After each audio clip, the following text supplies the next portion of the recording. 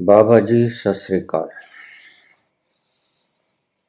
बाबा जी आपने आत्मबोध पर बहुत विस्तार से बताया है। आपकी वीडियो सुन के अंदर के रास्ते समझ आई और उस पर चलने की कोशिश कर रही हूँ। गुरु कृपा करे मंजिल पर पहुंच जाऊंगा। बाबा जी बस एक ही शंका मन में रह गई है कि मौत के बाद सजा मिलती है या नहीं। सब धार्मिक ग्रंथ, वेद, पुराण, गुरु ग्रंथ साहब, यमदूत, धर्मराज की बात करते हैं, लेकिन आप ये बात बिल्कुल नहीं मानते। बाबा जी क्षमा करना, मैं आपकी बात को काट नहीं रही हूँ, बस अपना संशय दूर करना चाहती हूँ।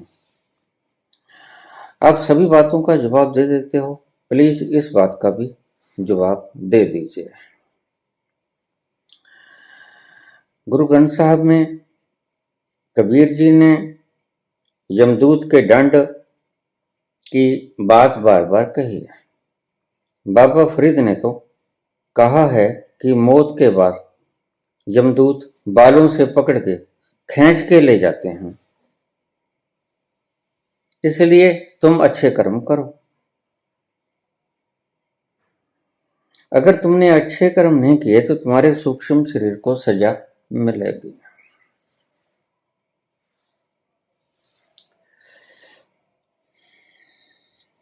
सूक्ष्म शरीर को सजा देने के लिए अलग से लोग बने।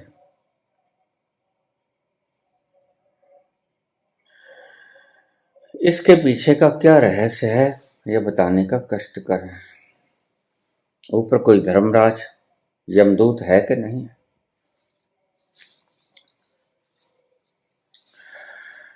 पहली बात,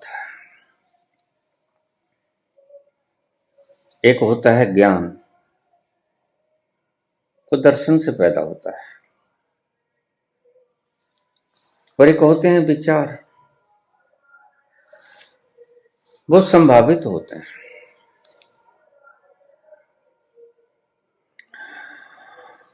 आप पाओगे कि परमात्मा के रास्ते पर जाना, और परमात्मा क्या है? खुशी का खजाना है, आनंद है, अमृत झर रहा है, सुगंधी ही सुगंधी है, दुख नहीं है, आग नहीं है, चिंता नहीं, तनाव नहीं। सभी संत एक भाषा में बोलते नजर आएंगे। कबीर ने तो कहा भी है, सभे सियाने एक मत, मूर्ख अपनो अपने। और तुम भी जानती हो कि ये आध्यात्मिक चैनल है। मेरा लक्ष्य है कि किसी न किसी तरह तुम उस आनंद के तल को छू लो, क्योंकि तुम दुखी हो।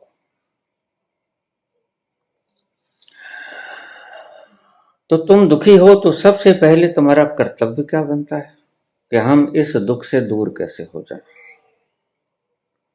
और बड़े दुख की बात है, मैं रोज कहता हूं तुम्हें कि सूचनाएं इकट्ठी मत करो, सूचनाओं को छोड़ दो, लेकिन तुम्हारी आदत जाती नहीं। अब ये सूचनाएं हैं, बालों से घसीट के ले जाते हैं। फरीद कहते हैं,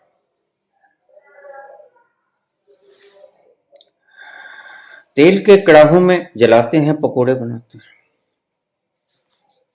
डंडे मारते हैं, तकलीफ देते हैं। किस बालों से गिरिस हो गया? जो बाल तो हमने यहां जला दिए। किसको तलोगे? तला तो गया यहां। जरा ध्यान से सोचना,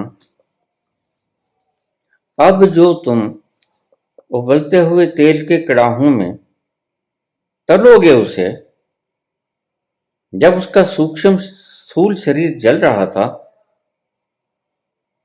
तो यहां आग नहीं थे, यहीं पर पकोड़े भुन जाते उसके। वहां जो किसी और लोक में जाके सूक्ष्म शरीर के पकोड़े तलोगे, यहीं पर हमने आग लगा दी थी और वही आग वहीं है, वही आग यहीं है।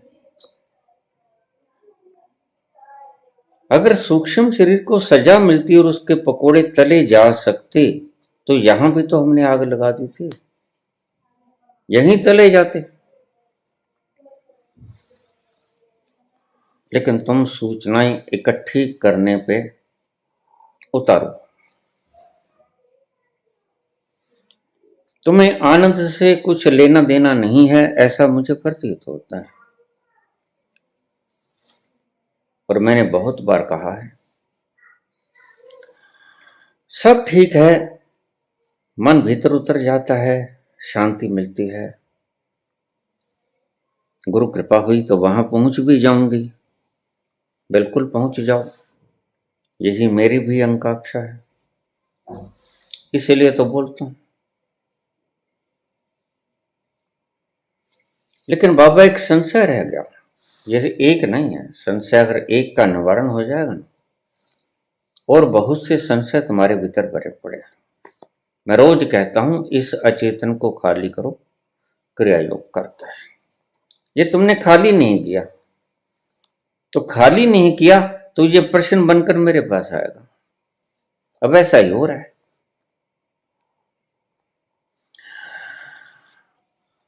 भला क्या लेना है तुमने?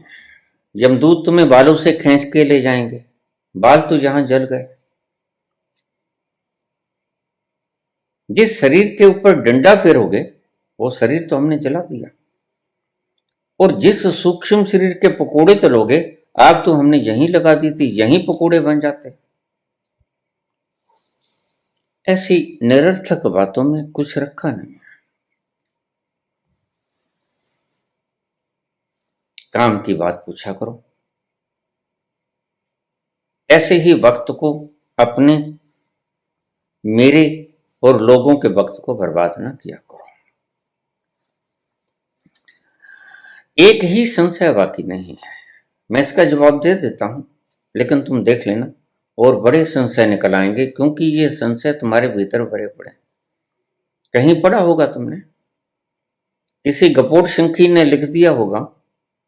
मैं रोज बोलता हूं कि जरूरी नहीं कि सारे शास्त्र वेद व्यास ने लिखे हों, वेद व्यास की स्टैंप भी तो लग सकती है, कबीर और फरीद की स्टैंप भी तो लग सकती है। मेरे जीते जी आज मेरे प्रवचनों को अज्ञानी लोग दोहरा रहे हैं, वर्ड बाय वर्ड सेम।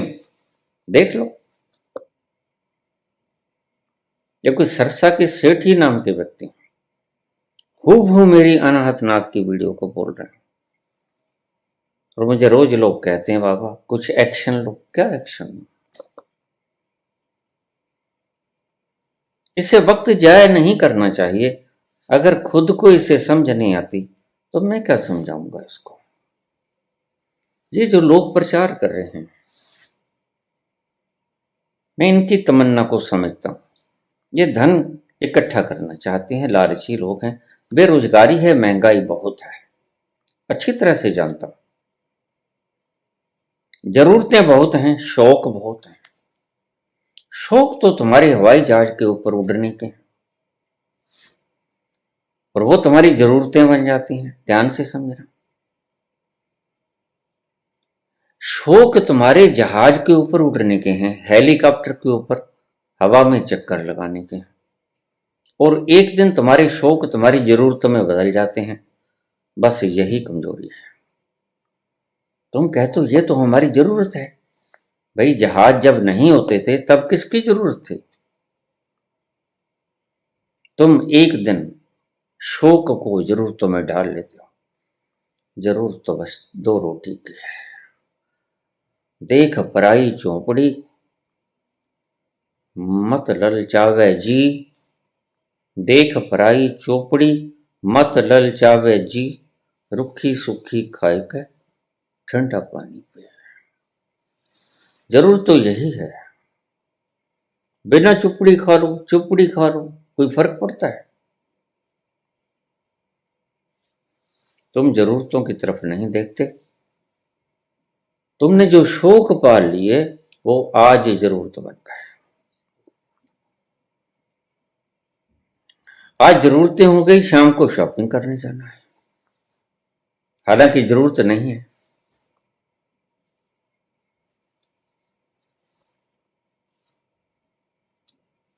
ऐसी ऐसी बातें तुम रोज निकाल लेते हो जिनकी कोई आवश्यकता नहीं होती। संबोधि के इस मार्ग पे जाना है तुमने, वहां जहां सुगंधित फूलों की हवाओं से मदहोश है वातावरण। बात तुम करते हो कि दंड मिलेगा अगर तुमने बुरे कर्म किए, तो भी अगर तुम ये समझ गए हो तो बुरे कर्म मत करो। मेरे से पूछने की क्या जरूरत है? मेरे से पूछने की इसमें जरूरत क्या है? अगर तुम समझ गए हो कि तुम्हारे बाल पकड़ के, जो है नहीं, तो यमराज घसीटेगा तुम्हें, दर्द होगा, पकोड़े तलेगा तुम्हारे, तो मत करो पाप।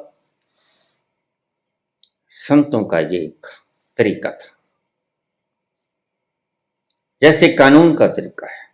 अगर तुमने ये किया तो तुम्हें जेल हो जाएगी, अगर तुमने ये किया तो तुम्हें फांसी हो जाएगी। बस उस डर के कारण तुम चलते हुए व्यक्ति को छुरा नहीं घोंपते हो बाजार में, हालांकि वो तुम्हारा बहुत बड़ा दुश्मन है। ये डर है। डर और लोभ, ये दो चीजें ऐसी हैं जो बड़ी कारगर होती हैं, अध्यात्म में भी, संसार में भी। राजनीतिक लोग इन्हीं चीजों का उपयोग करते हैं। या डरा देंगे ईडी भेज के, आईटी भेज के, सीबीआई भेज के, या लालच दे देंगे, ये लो 20,000 करोड़, पार्टी समेत हमारे यहां आ जाओ।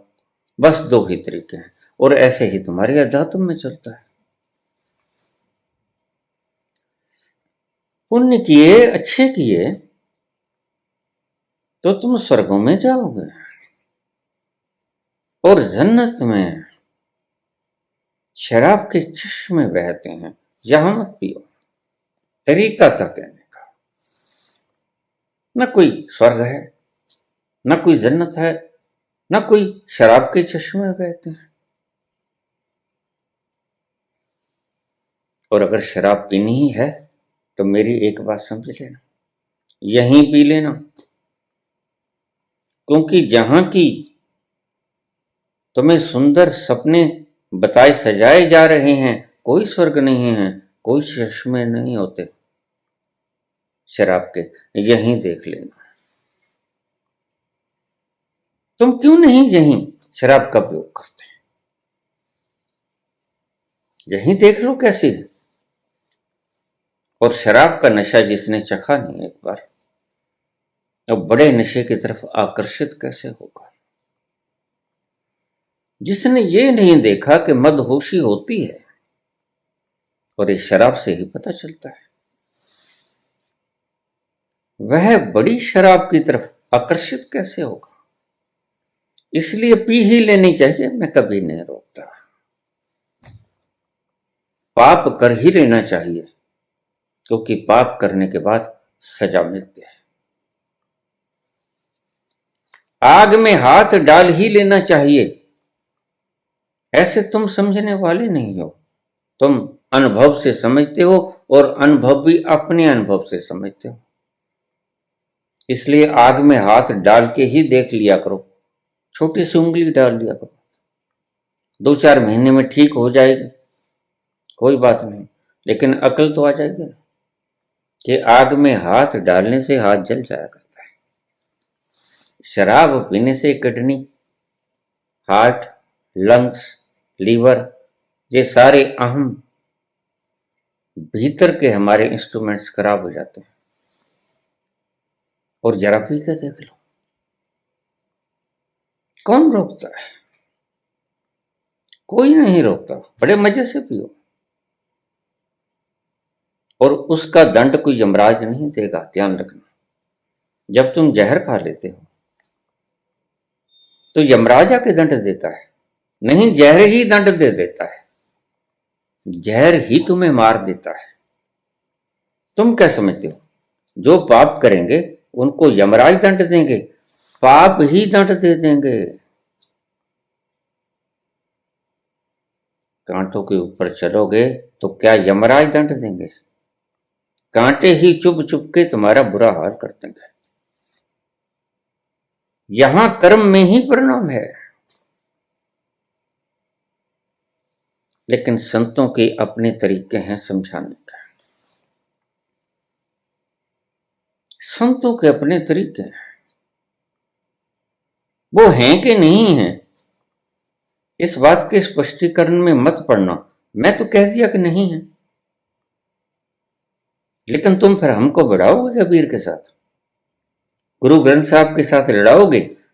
मैं तो गुरु ग्रंथ साहब का सेवक हूं, मैं तो रोज बाबा की बाणी पढ़ता हूं, मैं तो जपजी साहब पे कितने प्रवचन किए हैं। क्या लड़ाओगे हमको?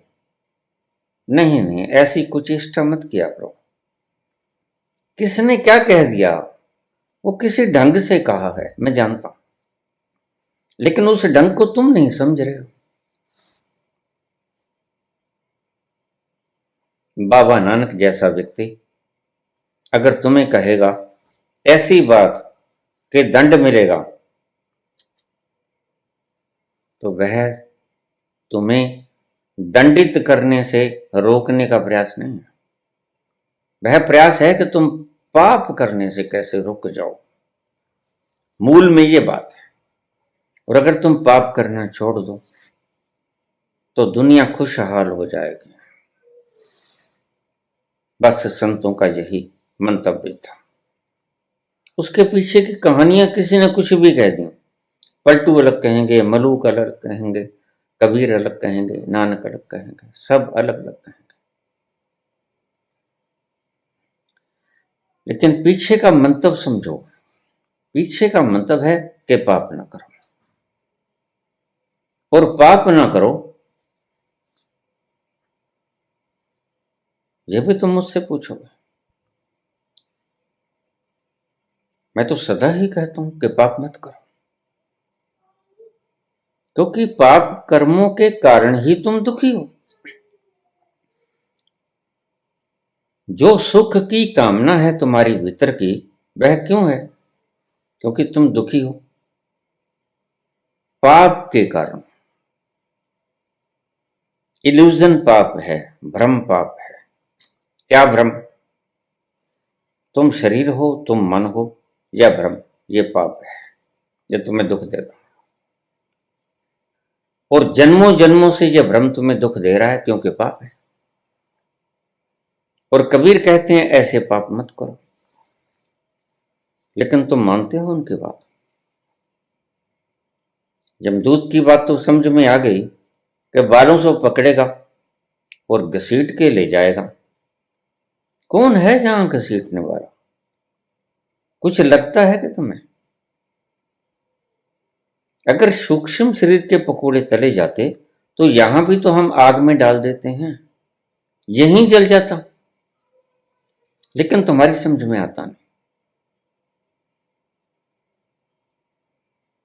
ऐसी फालतू की बातों में समय बर्बाद न करना।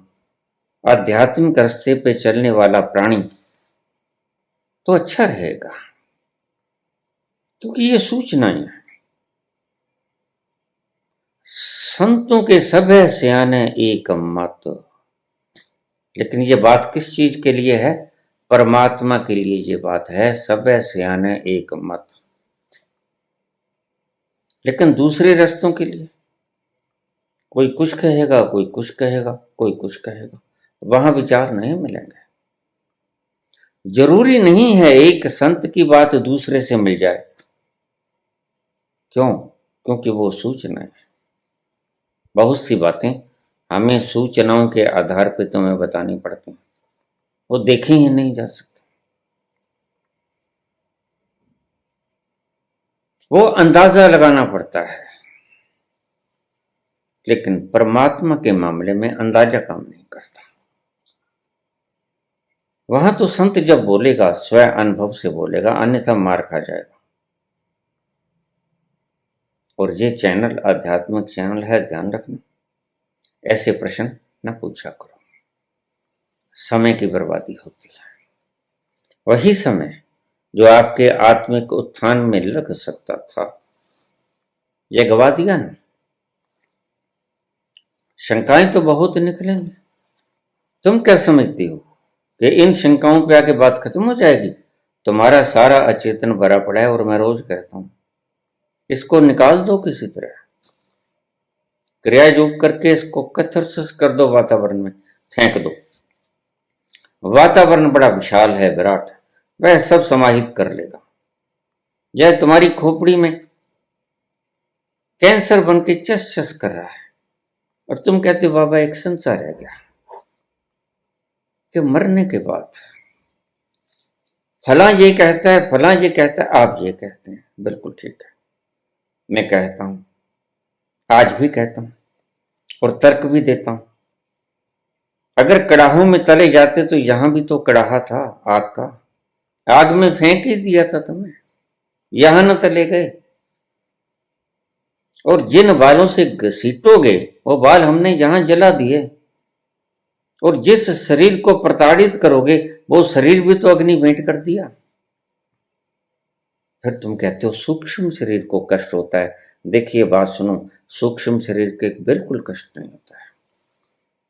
सूक्ष्म शरीर तो एक पुलिंदा है, और उस पुलिंदे में क्या है? तुम्हारे पिछले जन्म की स्मृतियां हैं, तुम्हारे अगले जन्मों की कल्पनाएं, सपने हैं, कुछ वासनाएं हैं जो अधूरी रह गई, कुछ अतृप्त वासनाएं हैं, कुछ अतृप्त सपने हैं। ये सब भरा पड़ा है,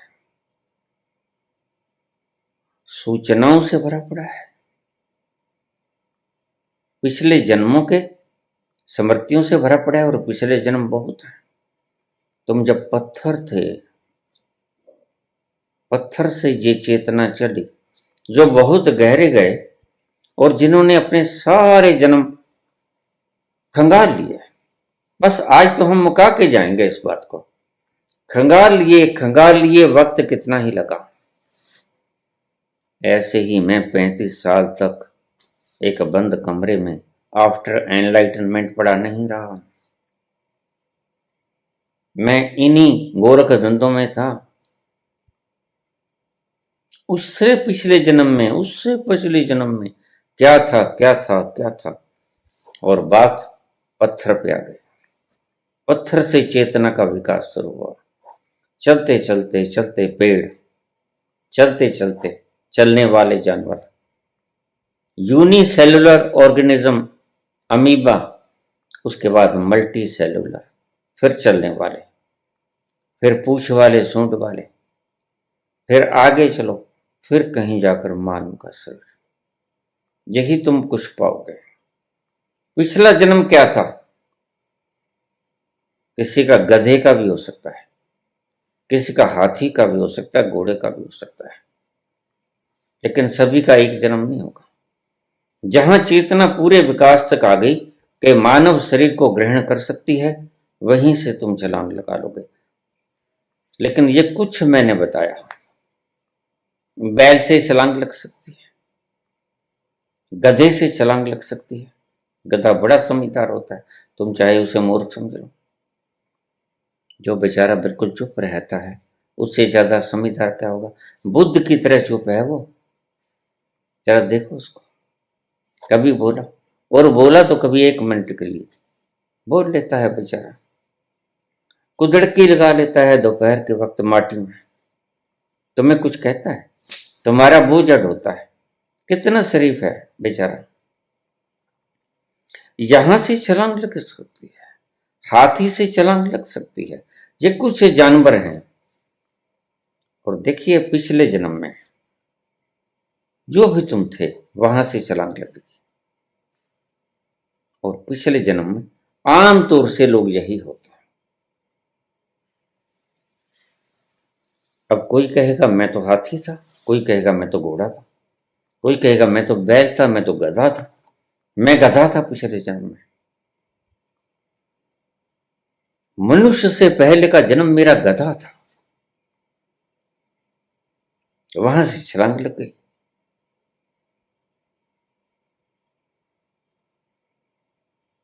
बस सिर्फ उल्लू से छलांग नहीं लगती। ऐसा मत करो। बाकी सभी जानवरों से छलांग लग जाती है, उल्लू नहीं पहुंचा करते। ऐसे प्रश्न ना पूछो तो शुभ है। वक्त की बर्बादी है, मैंने बहुत बार कहा। और मैं बाजिद हूं। मैं हर चीज तुम्हें फेंक जाना चाहता हूं। मैं हर चीज यूट्यूब पर डाल देना चाहता हूं।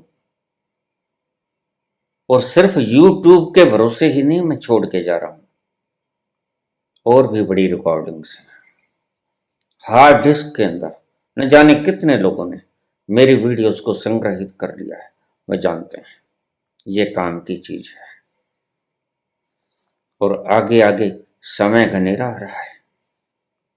सत्युग तो जब आएगा तब आएगा। आएगा। रात जितनी भी संगीन होगी, सुबह उतनी ही रंगीन होगी। गम ना कर, घर है बादल घनेरा, किसके रोके रुका है सवेरा। रात भर का है मेहमा अंधेरा, कोई नहीं रोक सकता। सूरज को उगने से कोई नहीं रोक सकता। सत्युग आएगा, लेकिन घोर कालिमा के बाद आएगा। और अभी घोर कालिमा आई नहीं। अभी कल ही एक व्यक्ति ने प्रश्न पूछ लिया कि बाबा आपने कहा 2138 में 20 अप्रैल को प्रलय शुरू हो जाएगी। बिल्कुल हो जाएगी। जैसा मैंने जाना वैसे आपको बता दिया। और भी बड़ी भविष्यवाणी आपको मिल जाएंगी। न्यूटन ने प्रलय की भविष्यवाणी 2060 में की। न्यूटन जैसा साइंटिस्ट, वैज्ञानिक भी भविष्यवाणी करता है प्रलय के। और मैंने भी कहा है 2138 20 अप्रैल को शुरू हो जाएगी। और धीरे धीरे सब राख हो जाएगा। कुछ लोग 2025 अगला साल को कहते हैं 40 लाख लोग बचेंगे। ये उनकी अपनी भविष्यवाणी। मैं इस पर कुछ बोलना नहीं चाहूंगा। मैंने अपनी बात जैसी देखी वैसी तुम्हें बतला दी। दूसरों को भी हक है। सर आइजक न्यूटन भी बोल सकता है, तुम भी बोल सकते हो। तुम अपनी भविष्यवाणी कर दो।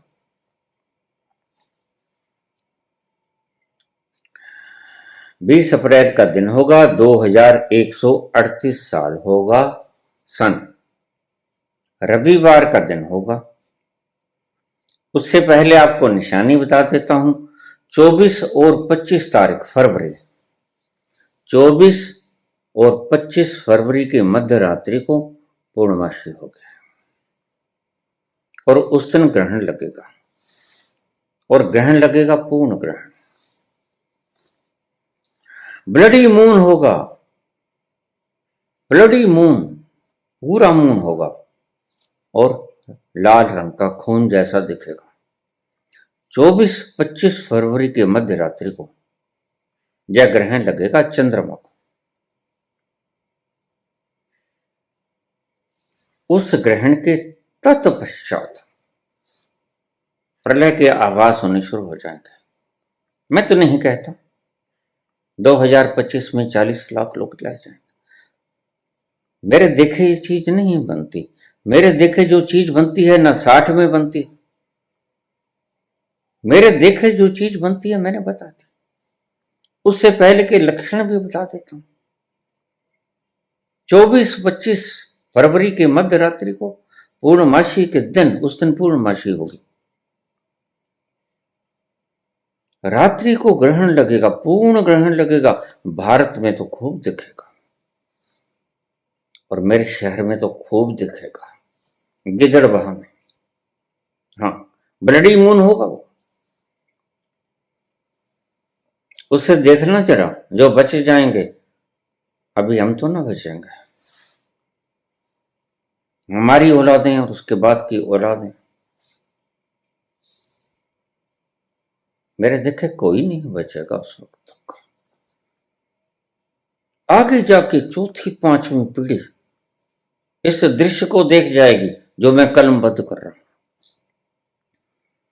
और 24-25 फरवरी की रात्रि को ये चंद्र ग्रहण ब्लडी मून को देखकर आकाशीय जो वर्णन होगा बड़ा भयावह होगा। उसको देखते ही सब जाएगी जनता कि वाकई ही प्रलय होगी। यह शुरुआत है। और 24-25 फरवरी के बाद 20 अप्रैल कितनी दूर है? 2 महीने भी नहीं। तब से शुरू होगी ये यात्रा। धीरे धीरे धीरे बद से बदतर वक्त आता जाएगा, बद से बदतर। और फिर एक दिन 20 अप्रैल को आपको जो होंगे वो देखेंगे कि बहुत बड़ा एस्ट्रॉयड धरती से टकराएगा और उल्काओं की बौछार हो जाएगी। धरती का विनाश होगा इस तरह।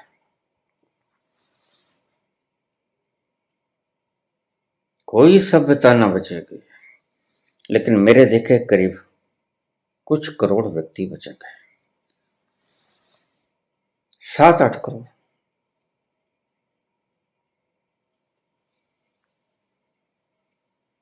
बस इतनी सी आबादी रह जाएगी। परमात्मा के पास इसके सिवा और कोई चारा भी नहीं। जब मनुष्य राक्षस वृत्ति का हो जाए और जपजी साहब में 3 चीजों को विकृत कर दे, पवन गुरु, पानी पिता, माता धरती महत, इन तीनों चीजों की महत्ता है। मां बाप और गुरु। और बाबा कहते हैं कि पवन तो गुरु है, उसके बिना तो मार्ग ना मिलेगा। और माता पिता के बिना जीवन ना मिलेगा। पवन गुरु, पानी पिता, माता धरती महत। तुमने आज पानी को दूषित कर दिया। देखो, शराब की फैक्ट्रियों के गंदे पानी शुद्ध जल में मिलते हैं, जहरीला बना देते हैं। और कई बार तो ऐसा भी हुआ है कि लाखों मछलियां मर गई उस जहर से। तुम कैसे बचे हुए हो, ये हैरानी की बात है। तुम्हें अब तक होना नहीं चाहिए था। जैसे इन शराब की फैक्ट्रियों से या अन्य फैक्ट्रियों से जहरीला धुआं निकलता है, जहरीला पानी निकलता है, और तुम बड़े मजे से विदाउट एनी परमिशन या कुछ ले दे के रिश्वत इस शुद्ध जल को गंदा कर रहे हो। कौन भुगतेगा इसके परिणामों को? ये इनको ही पिला देना चाहिए जो ये फैक्ट्रीज कारखाना खोल रहे हैं। ये इनको ही वापस पिला देना चाहिए कि तुम पियो इसको। जो करेगा वो भरेगा, दूसरा क्यों करे? और मजे की बात यह है, तुम अफीम खा के सोए हुए हो, तुम्हें कोई जगाता नहीं, और अपने से तुम जागते नहीं। रोज तुम्हारे सामने हो रहा है। इतनी मछलियां मर गई, तुमने कोई ख्याल नहीं किया। इतने पेड़ रोज कट रहे हैं, तुम कोई ख्याल नहीं करते। राजस्थान में गुरु गोरखनाथ के एक शिष्य हुए जम्भेश्वर प्रसाद। जिम्भा जी के नाम से भी वो प्रसिद्ध थे। नागौर जिले के पीपासर गांव में उनका जन्म हुआ। बिश्नोई समाज के आगाज करता थे। उन्होंने बिश्नोई समाज की स्थापना की।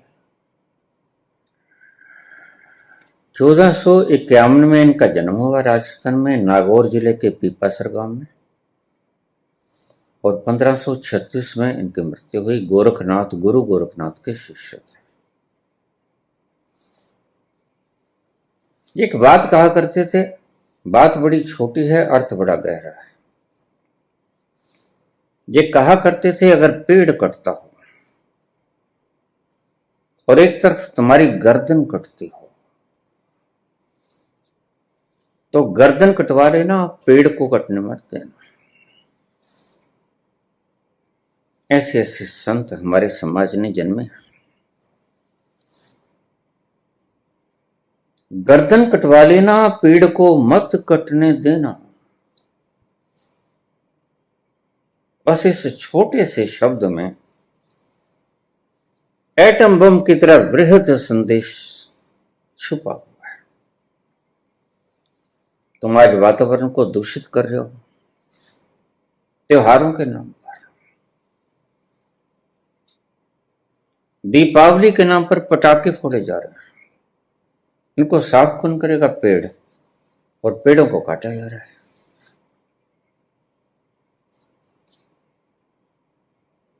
फैक्ट्री चल रही है अंधाधुंध, हर चीज की भरमार है, और उससे जो गंदा रासायनिक द्रव्य निकलता है वो शुद्ध जल में छोड़ दिया जाता है, और वह आप पीते हो, हम भी पीते हैं।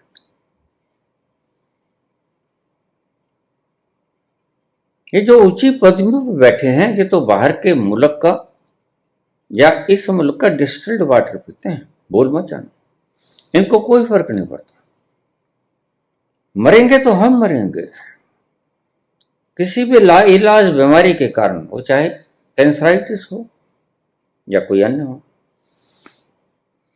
लेकिन राजनीतिक नहीं मरेंगे, क्योंकि राजनीतिक ये पानी दूषित नहीं पीता, ना ये रोकते हैं।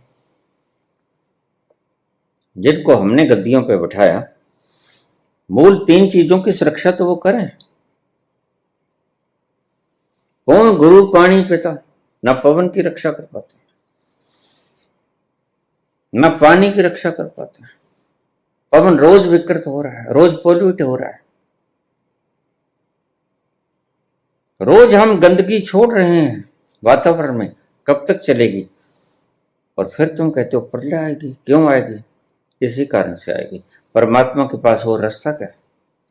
तुम्हारी नदियां जब दूषित हो गई थी तो परमात्मा ने कोरोना फैला दिया, और तुम जान के हैरान हो गए।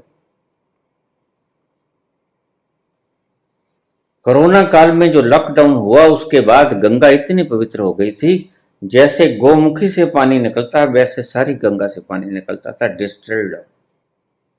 क्या हुआ? परमात्मा के पास वो रास्ता भी क्या है? बस यही रास्ता है कि तुम्हें कैद कर दे या तुम्हें मार दे। को तुम जियोगे तो फिर पोल्यूट करोगे, फिर गंदगी फैलाओगे, और जैसे ही खत्म हुआ कोरोना, हमने फिर वही गंदगी फैलाना शुरू कर दिया। कोई तुम्हें काम की बात कहता है कि पोल्यूशन मत फैलाओ, तो तुम उसके घर पड़ जाते हो। तुम कहते हो हम तो अपना त्योहार मना रहे हैं। इस त्योहारों का मतलब भगवान राम ने कब कहा? भगवान राम ने कब पटाखे फोड़े? भगवान राम आए हैं, उनका स्वागत करो दीप जला के, रोशनाई करके। वायु में जहर छोड़कर दशहरे के दिन रावण में पटाखे भर के और 2 घड़ी का लुत्फ लेने के लिए तुम हवा को जहरीली कर देते हो। अपने बच्चों को क्या वसीयत में सौंप के जाओ? बच्चों को क्या देके जाओगे? तुम जो इतने मारे मारे फिर रहे हो अपने बच्चों के लिए जोड़ जाऊं, अपने बच्चों के लिए जोड़ जाऊं, मूल स्रोत तो तुमने खत्म कर दिया। जिस हवा के लिए तरस गए कोरोना काल में और मर गए, ऑक्सीजन के अभाव में ही मरे ना।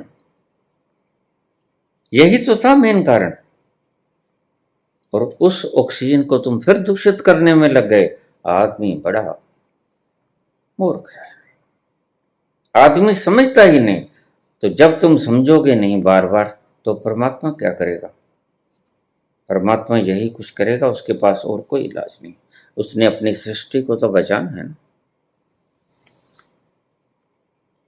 उसने अपनी बनाई हुई संरचना को वैसे ही रखना है, निर्दोष। तुम दोष फैलाओगे, वो तुम्हें ही कर देगा काम। इसलिए समझ जाओ। कितने संत बोलते हैं, कितने समाज सुधारक बोलते हैं। ये कब की गीति गा रहे हैं प्रशांत जी, कब के कह रहे हैं वातावरण 60 डिग्री हो जाएगा फिर जलोगे, फिर भी तो मरोगे। अभी जाग जाओ। रोज बोलते हैं पशुवध मत करो, और कितने संत नहीं बोलते हैं, लेकिन तुम्हारे कान पर कोई जू नहीं रेंगते। तुम कुछ अपना भी दिमाग रखा करो।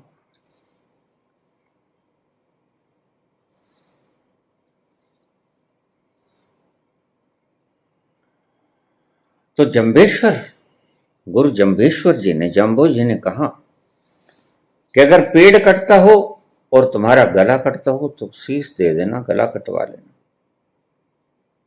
क्योंकि प्रदूषित वायु से बीमार होके जीना, कैंसराइटिस होके जीना, लाइलाज बीमारी से दुखी होके जीना, तड़प के जीना, उससे तो मर जाना अच्छा है। फिर भी तो मरोगे, तड़प तड़प के मरोगे। अभी मर जाओ, अभी गला दे दो, लेकिन वृक्ष मत कटने देना। बसनोई समाज का और गुरु जाम्बो जी का मानवता के ऊपर बहुत बड़ा उपकार था, अगर हम समझ पाए तो। और मैं विष्णोई समाज से यह आग्रह करूंगा, अपील करूंगा कि अपने गुरु की शिक्षों के ऊपर पूर्णतया से अमल करें, स्ट्रिक्टली अमल करें। जो पेड़ काटे, फिर तुमने उसका क्या करना है, ये तुम ही सोचो। जाम्बू जी तक कहते हैं कि गला कटवा लेना, पेड़ मत कटने देना। तुम यही कर सकते हो कि गला काट लेना, पेड़ मत कटने देना। इससे ज्यादा मैं कुछ नहीं बोल सकता। ओ, कानून को भी ये चाहिए व्यवस्था बनाए कि जो पेड़ काटे उसको मृत्यु दंड मिले। अभी तुम बेकार की बातों में उलझे हो। मूलभूत 3 चीजें हैं, कौन? गुरु, पानी, पिता, माता, धरती, महत। धरती तो तुमने जहरीली कर दी। हम ये पंजाब में रहते हैं, हम देखते हैं रोज पेस्टिसाइड्स। मेरे आश्रम के पीछे जगह है, चलता नहीं, कभी सूंडी पड़ गई, काली पड़ गई, कभी पीली, कभी सफेद। छिड़को, पेस्टिसाइड छिड़को।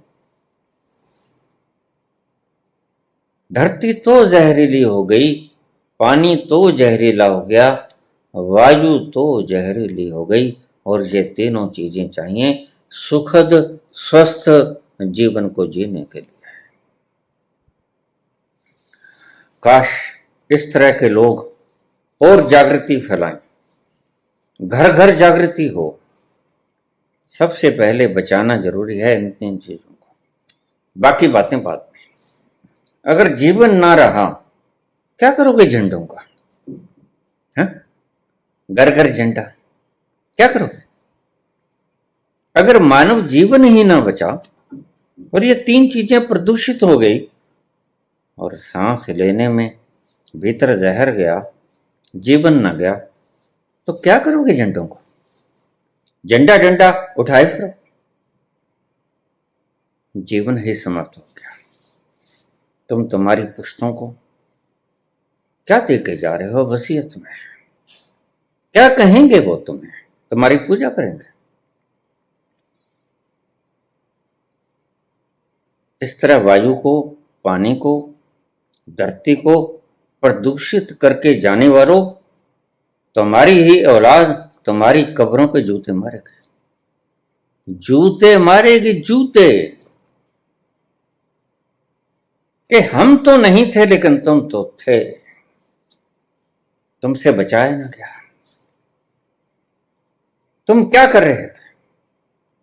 हमारे लिए ये चीज छोड़ के जा रहे हो। बेसिक नीड तो सही कर जाते। हवा, पानी और धरती, ये तो हमें शुद्ध सौंप के जाते, बाकी कुछ न देते। हम जी तो अच्छी तरह से लेते, बोर्ड के वृक्ष के तले सो लेते, पीपल की छाया के तरह सो लेते, शुद्ध ऑक्सीजन, ठंडा पानी पी लेते, शुद्ध गंगा जल, और शुद्ध धरती के ऊपर शुद्ध अनाज की पैदावार करते, थोड़ा खा लेते, लेकिन सुखी तो रह लेते, निरोग तो रह लेते। तुम हमें सौंप के क्या गए हो? विरासत में हमें दिया क्या है? तुम्हारी औलादें पूछेंगे तुमसे, और तुम्हारे पास जवाब कुछ नहीं होगा। तुम सिर्फ इतना कह सकते हो कि हम अकेले थे, हमारे साथ कोई चला नहीं। नहीं, तुम कभी भी अकेले नहीं। जब कोई भी आगाज करना हो, किसी भी विध्वंसक चीज का, तो समूह इकट्ठा करना पड़ता है। तुम थोड़ी सी ताल ठोको, तुम ढोलक बजाओ, लोग इकट्ठे हो जाएंगे, और उनको साथ लेके चलो। लोग जुड़ते ही जाएंगे और काफिला बनता ही जाएगा। आज तुम अकेले हो, लेकिन तुम इकट्ठा कर सकते हो। ऐसा ही सदा से होता है और ऐसा ही होता रहेगा। प्रत्येक व्यक्ति अकेला है सदा, लेकिन जब भी प्रकृति के ऊपर कोई मुसीबत आए, मानव जीवन के ऊपर कोई मुसीबत आई, तो सारा संसार इकट्ठा हो गया। समझदार मुल्कों ने अपने यहां तीनों चीजें बचा ली। अब देखो इन कंट्रीज में, देखो तुम, नॉर्वे है, कितनी शानदार, हॉलैंड है,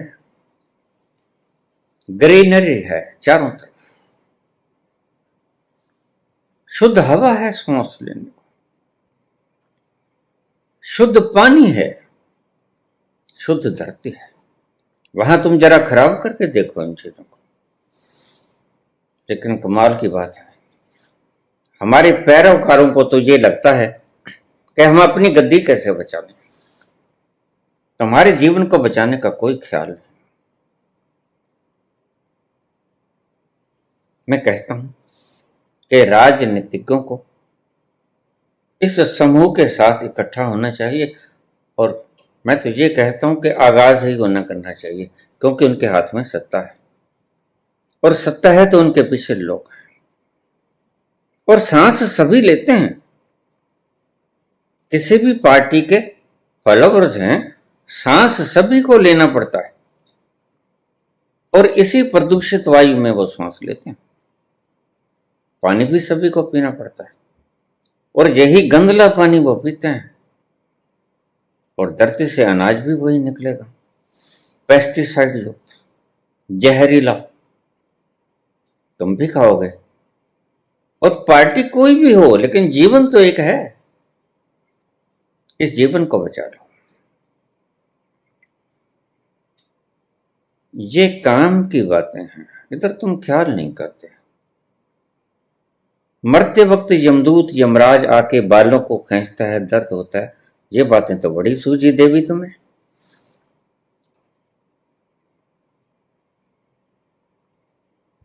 ऐसी फजूल की बातों के ऊपर दिमाग लड़ाना बंद कर दो, शक्ति खराब करनी बंद कर दो, समय बर्बाद करना बंद कर दो, खुद का भी, मेरा भी, औरों का। काम की बात पूछो। काश तुमने ये बात पूछी होती। ये बात तो मैंने छेड़ ली प्रसंगवश, लेकिन तुमने तो वही कबाड़ खाना शुरू कर दिया था। तुम आपस में लोगों को तो लड़ाते हो, तुमने संतों को लड़ाने का काम शुरू कर दिया। अब मैं क्या कहूं? फरीद तो ये कहते हैं, कबीर तो ये कहते हैं, आप तो ये कहते हैं, हमें लड़ाओगे तुम? हम तुम्हें उस मुकाम पे पहुंचाना चाहते हैं। कबीर हो, फरीद हो, नानक हो, चाहे कोई भी संत हो, उनका मूल है तुम्हें अपने मूल तक पहुंचाना।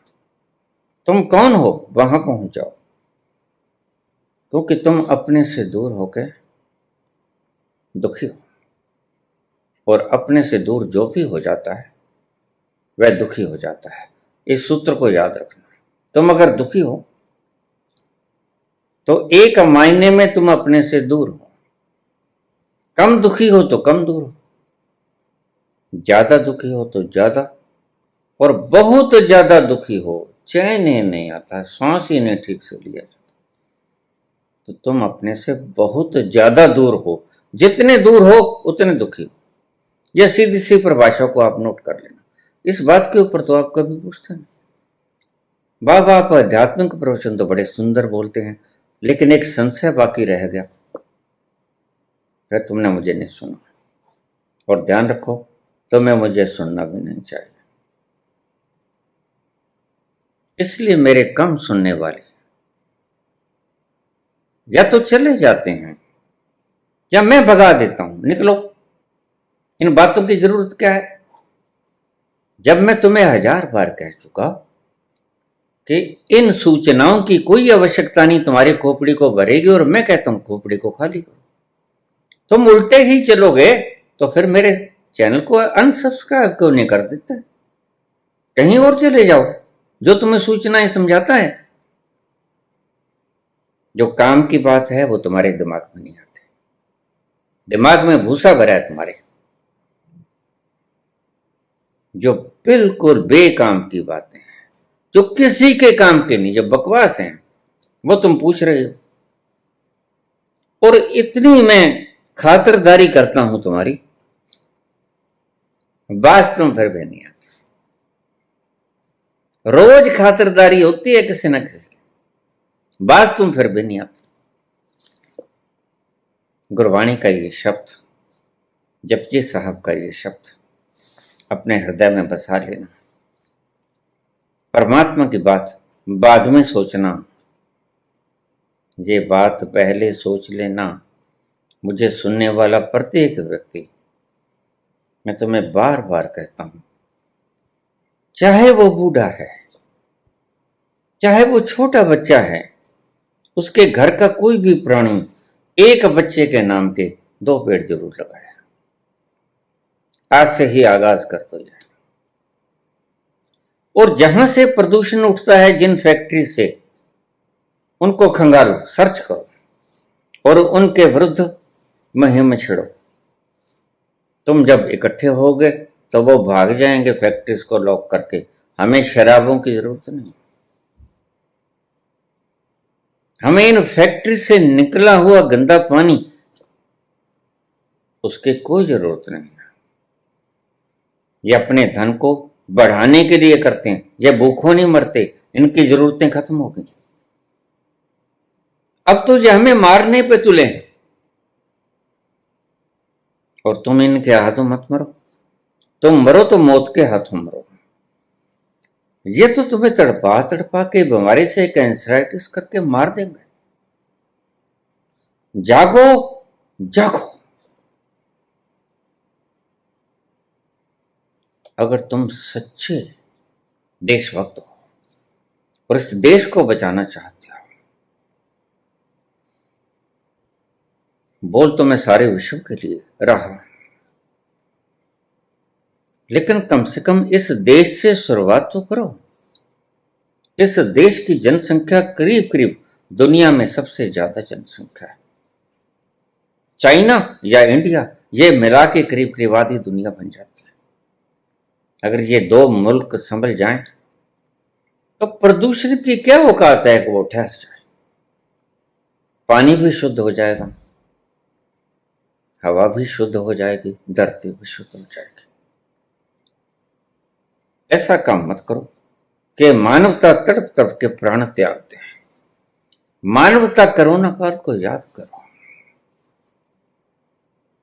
जब गंगा के किनारे मिट्टी के भीतर दफन भी नहीं होते, लोग पटक के चले गए थे, गंगा के भीतर फेंक के चले गए थे और उनको कुत्ते नोच रहे थे। वो दृश्य मुझे याद है। राजनीतिज्ञों, तुम उन मरे हुए व्यक्तियों को सह सम्मान विदा भी ना कर सके।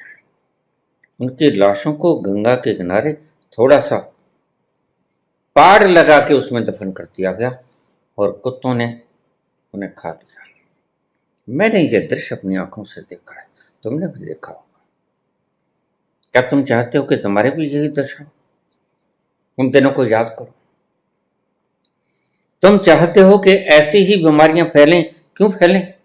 परमात्मा लाचार है। संतुलन तो करना ही होता है प्रकृति ने।